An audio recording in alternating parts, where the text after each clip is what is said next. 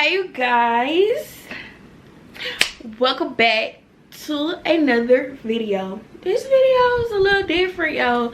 Like, it's not like a vlog or anything. This is, what do I want to say? We can say it's like a awareness video, and it's a little bit about me, talk about my life, let y'all on a little inside scoop. Like, for the ones that know me, I mean, y'all should know what I go through, but the ones that don't, and if you're new here, I mean, it's good to learn something new, right?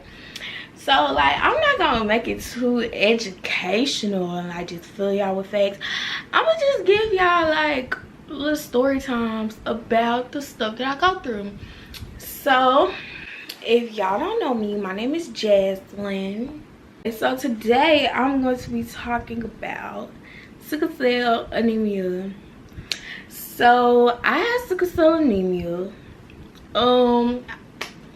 Sickle cell is a blood disorder that is common in people of color. Mostly black people contract the illness. Well, can have the illness, but yeah, people of color, put it like that, because Indian people, like Middle Eastern people, they can have it. Anybody can catch sickle cell, but it's mostly common in people of color, let's put it like that. It's a blood disorder. I'm gonna put pictures and everything in here to show y'all what it looks like. Y'all regular blood cells look like this, and mine's look like this. Crazy, right? I know. I mean, I have some of those blood cells like y'all do, but they very rare. Mine's mostly like that. They have a hard time flowing correctly, let's just put it like that. And so yeah, that causes pain episodes where I hurt really bad. I can hurt anywhere, like in my legs, my arms, my back, my stomach, my face, my hands, my feet. Yeah. The next topic is, when was I diagnosed with sickle cell? I was diagnosed with sickle cell at birth. Like, well, not necessarily at birth. My mom didn't know until she like brought me home and sent the letter in the mail, basically saying, oh, your child got sickle cell. My mom, she knew what sickle cell was because I have 2 aunts in my family that had sickle cell. She knew what it was, but she didn't think that I was gonna have sickle cell. She didn't know that my dad had the trait. She didn't know my dad had sickle cell trait. I don't know if she knew she had the trait. I can't remember or not. But yeah, she knew for sure that she didn't know my dad had the trait. They ended up having me, and boom, there's a baby with sickle cell. So my mom, she was like anxious about it, but you know, she was scared. Like, she was like, because you know, you don't want your baby growing up with that, you know, hurting and all that other stuff and pain. Lord, my camera is shaking. Hold on. But yeah, you don't want your baby growing up with that and going through like that type of pain and stuff. But I was diagnosed, well, they tested me at birth. You know, they test all kids, you know, make sure they're not born with anything, like any, you know, genetic things and stuff like that. And they test black children mostly for sickle cell. And yeah, that's how I found out I had sickle cell. I had my first pain crisis when I was 7 months old. So I was breastfed. So as long as I was breastfed, I didn't get sick. I never caught like colds and all that other stuff. Like, I never got sick. Pneumonia, none of that. I never had that until my mom started breastfeeding me at 7 months. Cause 7 months, you know, baby start teething and chewing. You don't know about chewing on your breasts. No. I don't blame her, because I don't know about chewing on mine. That's why I'm be the rich auntie with no kids. But yeah, basically she took me out, she stopped breastfeeding me, and that's when I had my first sickle cell crisis. I cried the whole, like, I just cried and I cried and I cried. My hands swelled up, my feet swelled up. So she took me to the ER, and it was like, yeah, she having a crisis, and boom. That's me in the hospital when I was a baby, a little bit of baby. How was my childhood growing up with sickle cell is the next topic. Like, childhood and sickle cell, like, it was not, I can say I had a great childhood because my mom, she took really good care of me. Like, my mom, amazing. Give that lady her 10s, baby. Snap it up for her because she did her big one. It's because she raised a great person. Like, look at me. Look at me, and I'm pretty. Like, bro, don't take me serious. But no, my childhood was great. My mom, she was a great mom. Like, I had the best childhood. I had parties for everything.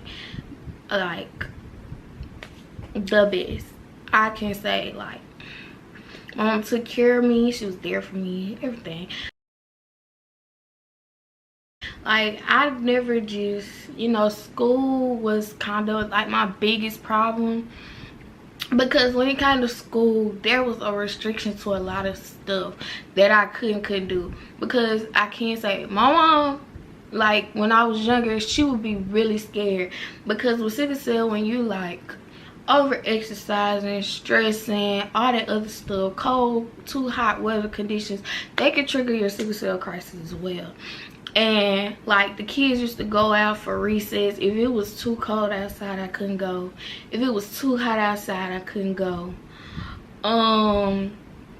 PE, I could not participate in PE the whole time, elementary through high school. I never sat in nobody's PE class ever. Like, the kids just go to PE, play, run around. I could never do that, and that's probably why my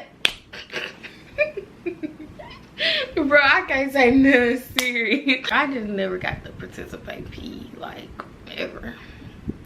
If it's too cold, too hot, you're not going outside. You're sitting in my classroom and you're finna play your Nintendo DS. I was a pink DS girl, like. So, baby, during recess, when everybody else would go outside, my mom, she worked at the school too. So, at recess, when everybody else would go outside, she would make me come sit in her classroom and play my DS, play the DS or whatever. So, that's what I used to do during recess or during, like, gym class, because I couldn't do it with other kids, because she would be scared, oh, you go outside, too cold, too hot, you gonna catch pneumonia, or you gonna get extra sick, or you gonna start hurting, you can't go and run and play in PE because you gonna start hurting.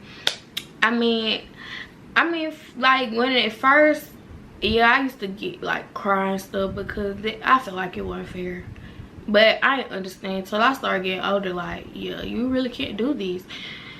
Like, you can't do what everybody else do when it comes to physical, cognitive, brain wise. I can do what everybody else do, baby. I'm smart as, okay. I was in Gates because I was super smart. I had high IQ scores. I went to like a school for real smart kids in junior high. Like, I just, you know, I excelled in school, although like I would miss a lot. I would miss school a lot because I would be in and out of the hospital. And y'all want to know what I would do while I was in the hospital? Instead of me worry about getting better, I would have my mom go to the school and get my work from my teachers so I could do my work in the hospital. And my teachers would be like, oh no, she need to rest. And they would not give me my work. And I used to beg them, like, through email, can you please give my mom my work? Can you please give my mom my work? I didn't want to be behind when I got back to school. And every time I got back to school, I was never behind. I probably had to take, like, retake tests and stuff that I missed. But besides all that, I've never just did bad in school, because I care about my education very, like, my mama, she really instilled in her children that education is very important, and without education you will be nothing. That's not true though, but hopefully this YouTube blow up so I can stop education, because I'm tired of school. Because college is stressful, y'all. Like, oof. College and dealing with my sickle cell is totally different than being in grade school and dealing with my sickle cell. Because grade school, my teachers were more lenient. They worked with me. They understood what went on. Professors in college, they don't care about that. They don't care about you being sick. You have a few caring professors. Don't just put it like that. But they do not care. But it is what it is, because I still get my work done. Sick and all, I be in this bed hurting. I could be in the hospital hurting, and I'm still gonna do my work on canvas, baby. It's gonna get done, and I'm gonna have an A. But yeah, I made straight A's. In high school, I graduated number 8 in my class.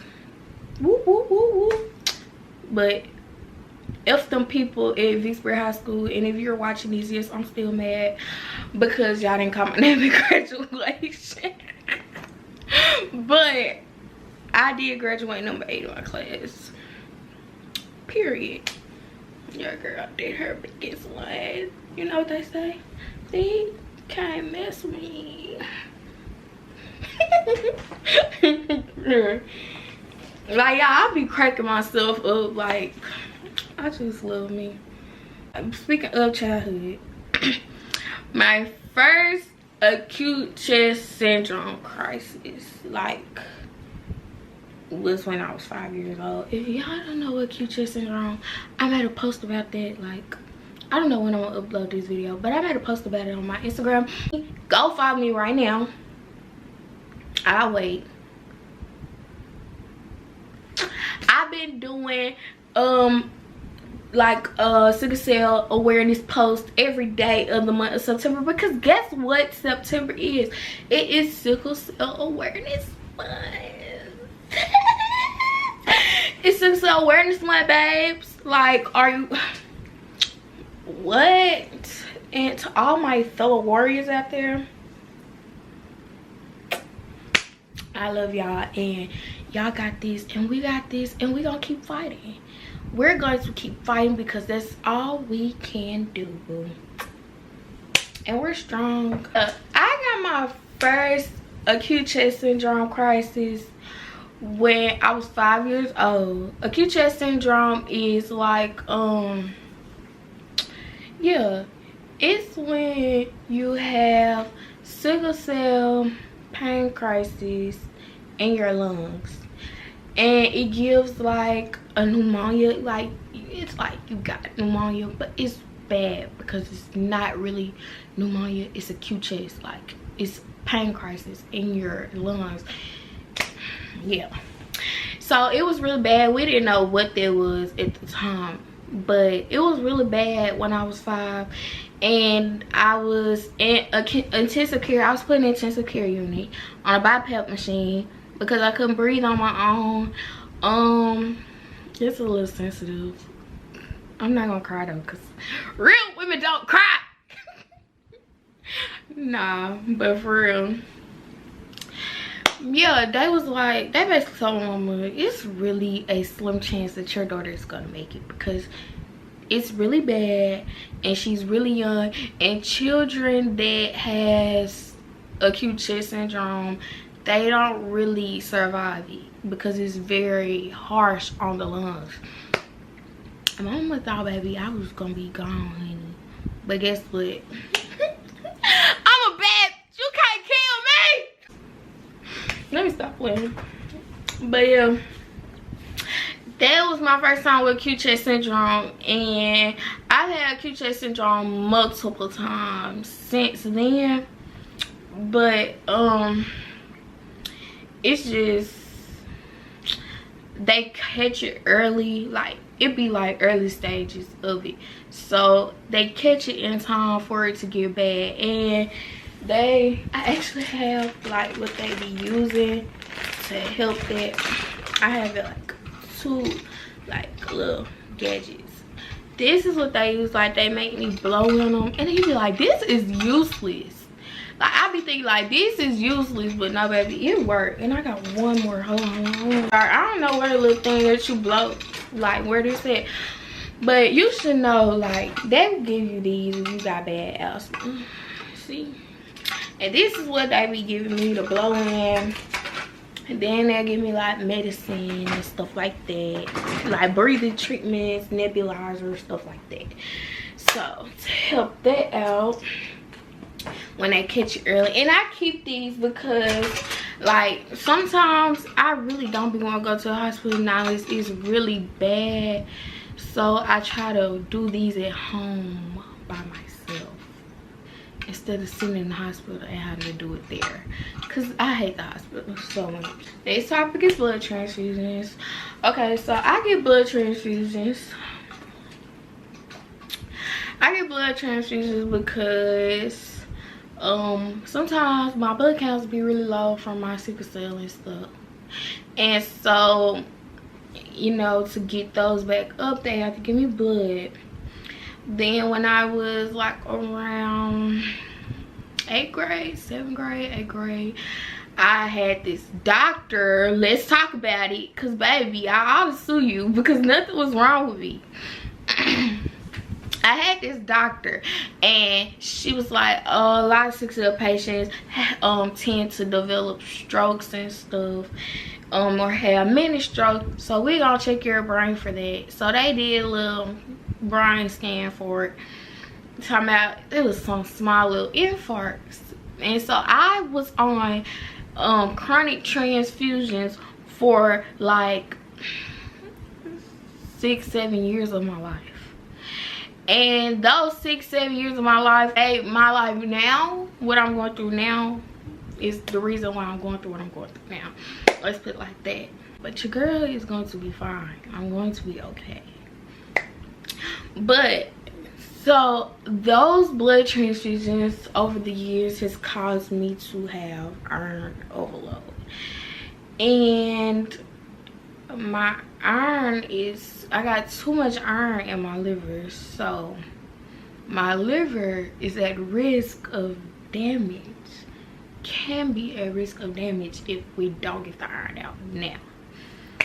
That's what's currently going on right now. But your girl's gonna get real okay. We're gonna get this iron out and we're gonna be good, baby.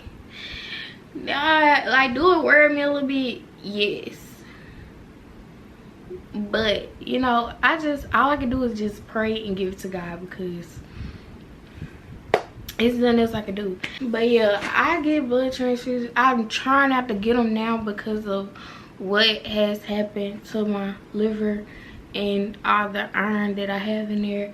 So yeah, that's currently what I'm going through right now, but I'm gonna be okay.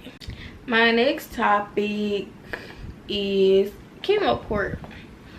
Oh, so also during those times, like when I was getting chronic transfusions every month, I ended up having to get a chemo port. I'm gonna show y'all a little scar. It's the little scar from the chemo port. But I had to get a chemo port put in because I'm a hard stick.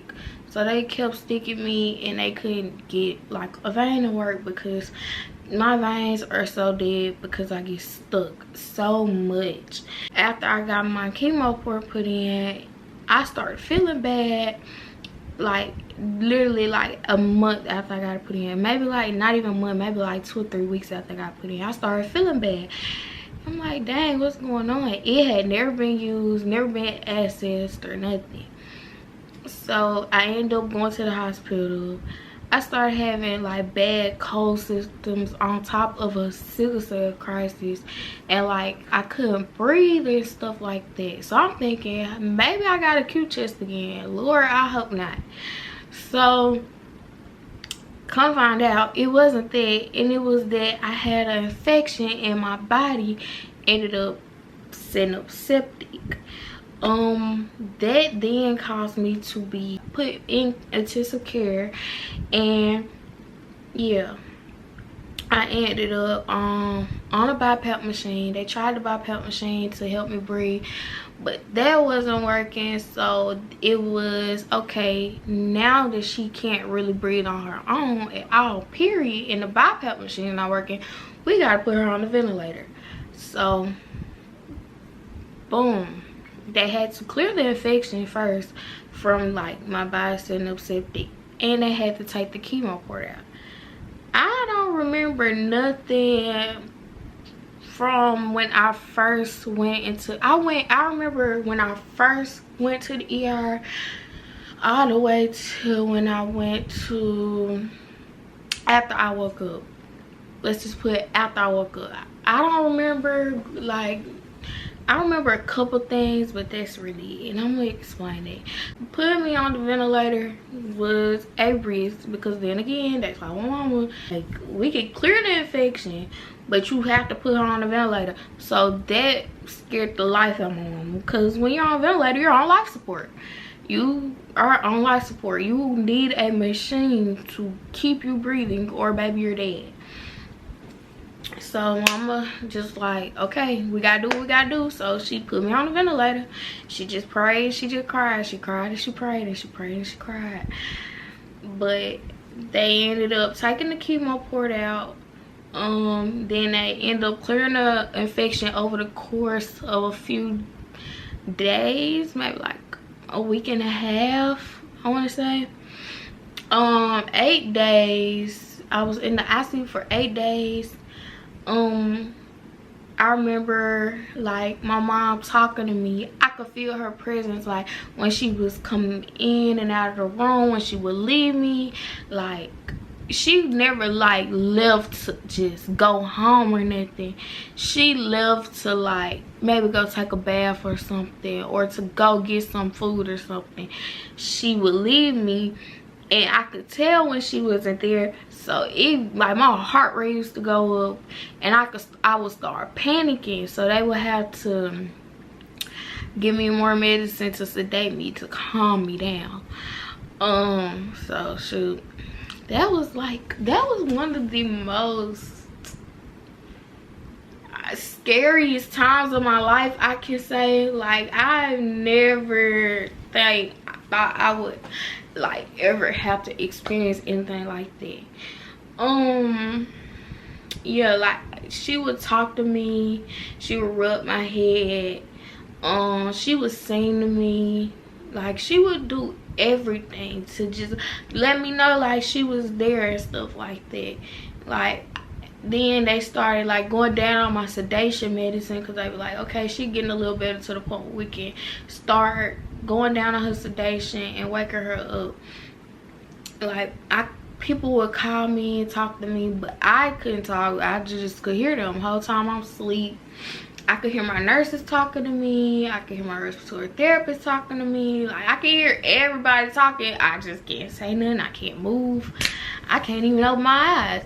So yeah, then I finally, like, I heard my mom, she was talking to me, and I was just shaking. Like, I was shaking. I was paralyzed. I realized I couldn't move or nothing like that. And it was just like imagine waking up paralyzed. Like, you waking up and you can't move your body. It felt like I was stuck in cement or something. Like, let's just put it like that. I felt like somebody poured cement all over my body. Like, I was shaking. I could like wiggle, but like I could not really just move, like get up and move my hands and my arms. Just imagine waking up being paralyzed. Like, who this for? Who is this for? But no, like, what? And then it was just like, okay, like, I felt my mama touching me. I'm like, I gotta wake up, because I ain't talked to my mama. I just hear this lady. I cannot talk. I haven't touched, like, I can't touch my mom. I can't talk. Like, what is going on? Like, this is what I'm thinking in my head the whole time. I'm not knowing what has happened to me. All I know is I'm in the hospital. Like, I ended up waking up because she kept rubbing my hand and stuff like that. I ended up waking up, and I was just like, mama, bro. And I just remember seeing my mama, and I just cried like tears just roll because you don't understand. Like, don't you do it, Jazz. Give me 1 minute. Look at my eyes teared up. Okay, we're good. So, yeah. Like, I just remember waking up seeing my mom and I just bawled. Like, I couldn't really just talk, but I remember crying, like, because I had a tube down my throat. And then I couldn't move, so it couldn't, like, I couldn't snatch it out or nothing. So I'm just like, so it took me a minute to realize, like, what had been going on, like, what was going on with me or whatever. And I remember my nurse, she was like, you're finally woke, and the doctors and stuff. I like, when I say when the doctors come in, it was like 10 of them at once. I'm just like, why is so many doctors in here? Like, what is going on? Like, and then I remember still had my tube in for like a few days, for like maybe like a day or 2 more, and they was like, okay, she's doing better, we can take the tube out. So they ended up taking the tube out, and I ended up like, I'm just like, okay, I'm tired of having to, I know this like TMI, but I couldn't use the bathroom, like get up and physically use the bathroom on my own. So I got tired of that. Like, that's nasty for one.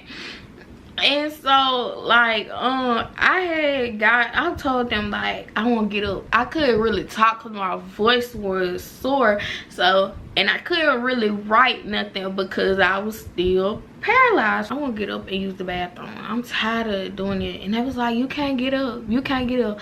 And I told them, yes I can. I remember just feeling like I could get up. I don't know what they talk about. Like, I didn't realize how paralyzed I was until it was just like time for me to get up. I got up. It felt like my legs felt like they weighed a ton. And I just remembered I'm like falling, like I almost finna fall. But I ended up getting able to use the bathroom by myself. But it was, I needed help. Like, they had to hold me up so my body couldn't like fall over and stuff. And they helped me get back into bed because I could not walk. And that really just, that there really is what did it for me. Like, I'm just like, I can't walk, I can't walk. Will I ever be able to walk again? That's what I was thinking. But I didn't say nothing. So then, like, for the next few months, I was in the hospital for almost dang near 2 months. I'm not even gonna lie. No, I was in there for like a month. Almost a month or 2. Almost 2. I also couldn't eat. I had a feeding tube. And stuff. They would put my medicine and like stuff like that, and like the little nutrition like they give you to feed like through there. I had a feed tube. I can't eat. I started eating a little bit, maybe like a week or 2 after I got out the ventilator. Yeah, I remember getting out right before my birthday. Like, I remember getting out the hospital a couple days for my birthday. That was like one of the most depressing times of my life. Like, I don't think I could really explain it because I was sick, and it was like COVID happened, so it was just like boom, I've been on quarantine. I haven't been able to do nothing. I haven't been able to see no friends for real. Then I was starting my senior year of high school, and it was just like I didn't get to take senior portraits. I didn't get to do any of that because I was on the ventilator in the hospital. Like, it was crazy. And it was just like, dang, I'm missing everything. Like, I'm missing the start of my senior year, and it really just bothered the life out of me. Like, when I got home, I was super weak. It was a lot. But I'm kind of done talking about this topic, because this topic, it really just, I don't know, no matter how hard I try not to get emotional, it's emotional. Because that's trauma. Like, that's traumatic. But I feel like I can share my trauma to other people because, I mean, you gotta think about it. you know, people go day to day, that nothing's wrong. Y'all don't have no like major illnesses like this, and y'all mope and y'all complain about life. But you always gotta remember, it's somebody out here going through something much worse than you are. You know what I'm saying? Like, somebody is always doing worse than you. So you have to be grateful. You have to be thankful that you never had to experience anything like that, or you never had to, you know, you never had to go through the stuff that other people go through. You're blessed. And I'm taught that as well. Like, although yes, I'm sick, I got an illness, do you not know how much worse it could be for me? I could have other underlying health conditions on top of that, or I could, like, other people out here got cancer. People got cancer, terminally ill, and probably about on their last breath. Like, you have to be thankful that you're not going through that. And although what I go through, yes, it's a struggle, and I wish, like, I just wish I never had, I don't have to go through this. But I'm thankful for what, you know, I'm go through. It made me stronger, I can say. Like, mentally, I'm strong. Like, it take a lot to just break me down. You can hurt my feelings, but you can't break me. You can hurt my feelings a little bit, but you can't. I got thick skin. Like, stuff, like, I'm just tough. Like, I can't help it. Like, it made me stronger for real though. Okay, I'm gonna talk about how my pain feels. Like, y'all, my pain feel like, if I could describe it, it feel like I'm getting stabbed all over, like somebody taking a knife. Let's just demonstrate. We gonna say this thermometer is a knife, okay? Somebody's taking a knife and just like going to stabbing me everywhere. Like, y'all, that's how I feel. Literally, like, that is so, it hurts so freaking bad. Like, or like getting shot or something. Like, that's how my pain feel. I don't know how I feel to get shot, and I don't know how I feel to get stabbed, but I'm pretty sure it feel like that, or maybe 10 times worse. Like pain can really be deadly, y'all, and that's like my biggest fear. Like, that I hurt so bad that something happened. Next, I'm gonna talk about how, like, my life is now and how do I manage. Okay, so me being in college and all the other stuff with sickle cell, it's hard, but I make it work. I manage, if that makes sense. Like, it ain't nothing that I can't do. It's, you know, like, yes, I can say, like, my illness has held me back from school a little bit. I'm not where I'm supposed to be in school right now, but it's okay and it's fine. You know, school, like, when it comes to college, it's no time on it, for real. Like, you don't have to be like, okay, you got, like, high school, you know, you need to graduate within 4 years or you gonna look stupid. College, it's not the same, so it's okay. Like, I feel like I'm taking my time with it, and honestly, that's how I feel. If I had to, like, I have taken a semester off of college due to being sick so much, because it just started becoming too much. And it's okay. Like, it's okay if I had to do that. Do it kind of suck because I'm not where I'm supposed to be? Yeah. Like, I didn't get into nursing school because of that. I could have made up all my classes over the summer, but I didn't get accepted into nursing school, so I was just like, freak it. You know, it is what it is. So it is what it is. I don't even want to go to the same nursing school no more anyway. I had other plans at that, and honestly, nursing, if that's what I want to do, that's what I'm gonna do. But if YouTube work for me, like, you know, I'm new, but if YouTube really work for me, will I still stay in school? Yeah, I would, because it's always good to have a backup plan. You gotta always have a plan B. But how do I manage?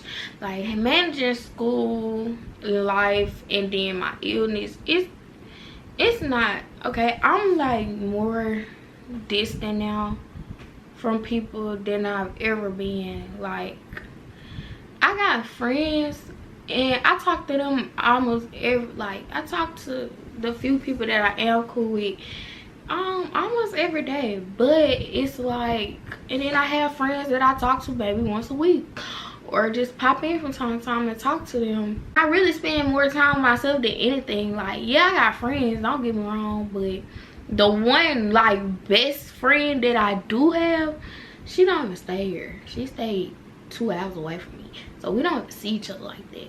But besides that, like, I really be going out by myself, or I hang with my cousins sometimes. But besides that, it's straight. Like, managing that, the people I hang around, like, they understand, like, sometimes she just don't want to be bothered, or sometimes she just don't feel okay to be bothered. Like, or if I am feeling bad, where I be like, I just need space right now, like, they understand. Like, and that's what I love. Like, yeah. And like, if I need them to pick up the phone, they're going to pick up the phone no matter what.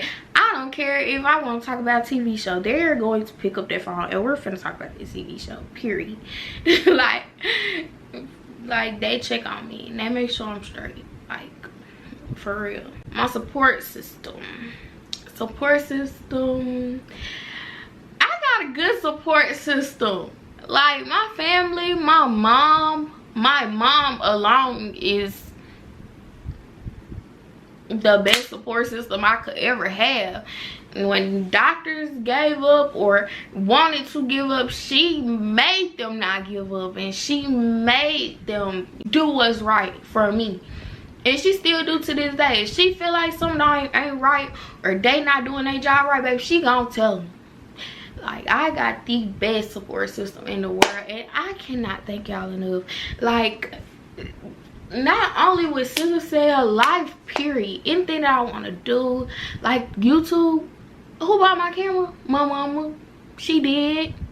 She bought my camera. She bought everything. Like, she was like, I told her that I wanted to do YouTube, and it was something that I wanted to do for a long time, and I'm finally doing it because of her. Like, she invested in me. My auntie, when it comes to school and if anything, if I want an outfit, she's there. Like she gonna buy it. Like, I'm spoiled. Like, I'm really super spoiled. Like, y'all don't understand. Like, I'm super duper spoiled. I can't help it, bro. Like, even outside of family, like, people that I don't know, this, like, they support me. Like, my mom, peers, and all that other stuff. People like my doctor, she's a good support system. Anything that I need, she's gonna make sure Jazz have, because she don't like seeing Jazz in pain, and she gonna help me in the best way possible.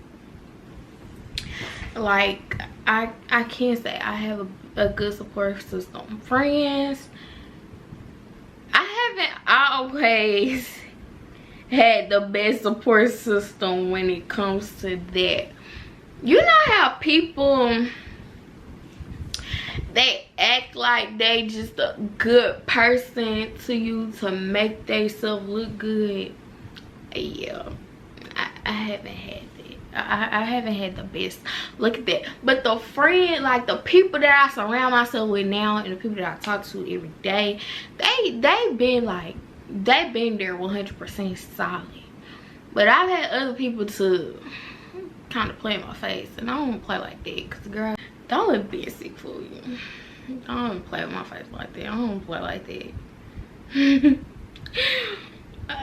You mean you can't tell I'm sick? You won't know I'm sick now unless I tell you. Don't pick and choose when you want to support me, and when you want to be a friend, and when you want to be there.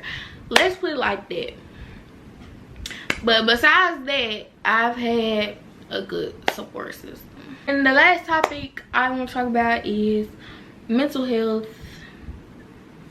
Like, my mental health and dealing with my sister. I mean, I'm pretty much, like, I have my days where I be like really depressed, and then I have my days where I'm not. Like, I have my good days, I have my bad days, but the good always gonna outweigh the bad, you know? Like, that's just what it is. Like, right now, I'm having a good day. I'm really happy.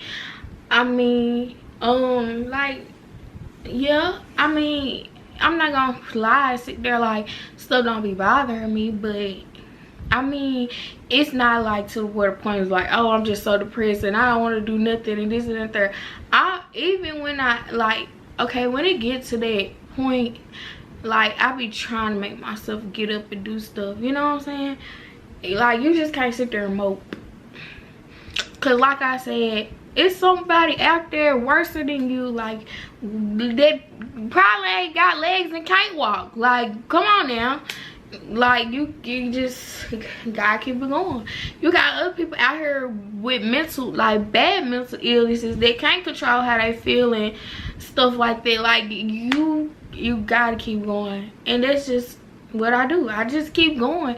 Like, I'm not gonna sit there and lie like I just don't have bad days. Like, I just don't be crying and my feelings upset, because I am a crybaby. Let's talk about it. I am. But like, I can talk to somebody about it. Like, I always have somebody to talk to, if that makes sense. I can talk to my mama, I can talk to my nana, I can talk to, you know, like, it's not by my mental health. I'm not gonna lie and sit there and just be like, oh, it's the best and I'm fine. No, it's not all peaches and cream, sugar, spice, and everything nice. It is not. But, you know, can't be sad every day. You gotta get up and do something. And sitting here and talking to this camera actually makes me feel good. I got so many freaking videos in this freaking camera of me just talking, but I don't post no, I don't be posting on my, like, my little vlogs and stuff. I don't be posting for real, like, my little vlogs, because sometimes I just be doing it to make myself feel okay, you know what I'm saying? But this video is getting posted. But yes, that's really much it about my little life in sickle cell. I just want to, like, spread a little awareness and, you know, tell more people, like, about my life and the stuff that I go through and how I deal with it, because people like, I don't see how you do it. I don't see how you do it. Baby, you ain't got no choice but to do it. Okay? You either gotta do it or just sit there and feel bad for yourself, and I'm not finna do that. I don't want nobody feeling bad for me, and I'm not finna feel bad for myself, because I'm normal just like you. I do everything that you do and probably can do it better. I'm just saying. I don't see how you do it. I don't see how you do it. Baby, well, I just do it. Like Nike say. What? Just do it. Because, I mean, you ain't like I can fix it or change it. I mean, I can fix it. I was in the process of trying to fix it, but we got a little bump in the road right now. But once this iron gets out, baby, trust, I will not be dealing with this. Hopefully. Just keep our fingers crossed and pray to God. But yeah, hopefully, you know, everything, you know, turns out for the best for me in every aspect of life, health wise, life wise, school, YouTube, everything. Like, I feel like I deserve the best. Like, I go through a lot, and I just feel like I deserve to, you know, I deserve the best. I deserve to flourish in life, because yeah, I feel like everybody deserves to flourish in life. Like, comment, and subscribe for more videos. And I will see you girlies and guys later.